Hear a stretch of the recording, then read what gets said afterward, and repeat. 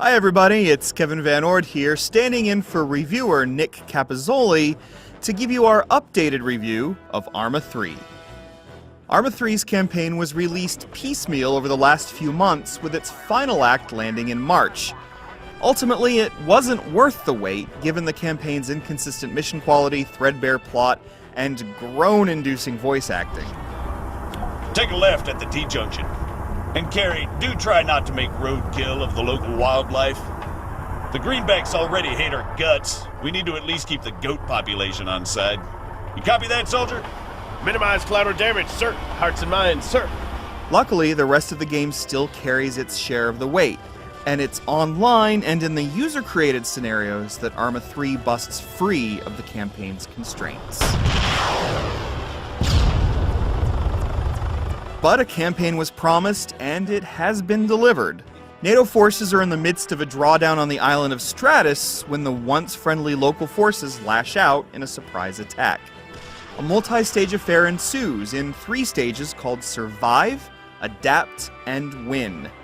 You, as one Corporal Carey, take on an escalating part in an escalating war, eventually graduating from a follower role on Stratus's meager 20 square kilometers to commanding a squad on Altus and its staggering 270 square kilometers. There are a few vague allusions to an overarching plot, but the story is relegated to simple background noise.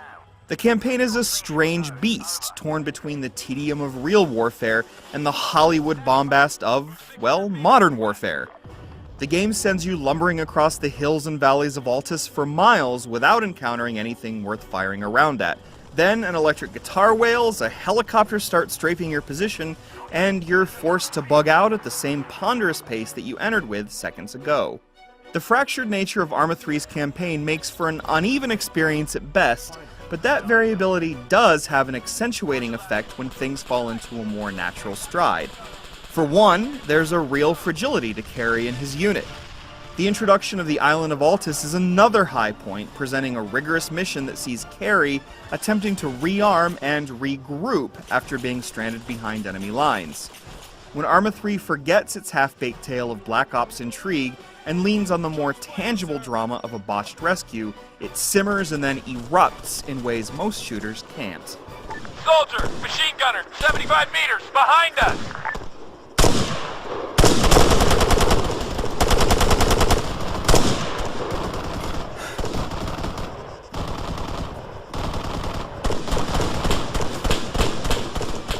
In the campaign and outside of it, there's no room for mistakes when you're this fragile.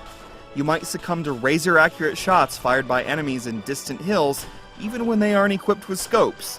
And many of these instances are learning experiences. At other times, like when you're gunned down because you've opened the map when the game told you to, death doesn't always feel fair. In either case, you need to pay constant attention and master the finicky controls, which lend the combat a certain amount of gravitas. Most modern shooters grant an athletic flourish to the act of killing.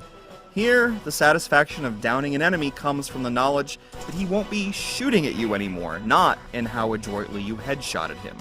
Though Arma 3's campaign may be a bit of a dud, the rest of the game remains more than capable of carrying a payload. There are the packaged showcases, which introduce the game's more varied weapons, vehicles, and techniques in isolation. There's a firing range that offers a bit of shooting gallery-style diversion. What's of more significance is the multiplayer. One good session is worth trawling the server browser for a little while. It's a blast to leapfrog between bits of cover and to sweep buildings with a collective conscience. Better still is the library of mods, packed with thousands of player-created variants that run the gamut from rally races to dynamic war simulations. You can take on a gauntlet of snipers, attempt a recreation of the real-life Neptune Spear mission, and explore Wasteland, a survivalist affair that highlights Arma 3's talent for brooding, deliberate engagements.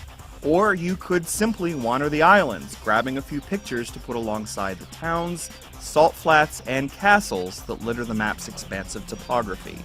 In any direction you go, there's loosely structured fun to be had. In light of the disappointing campaign, you're best off taking to those hills on your own or with friends and creating your own kind of warfare.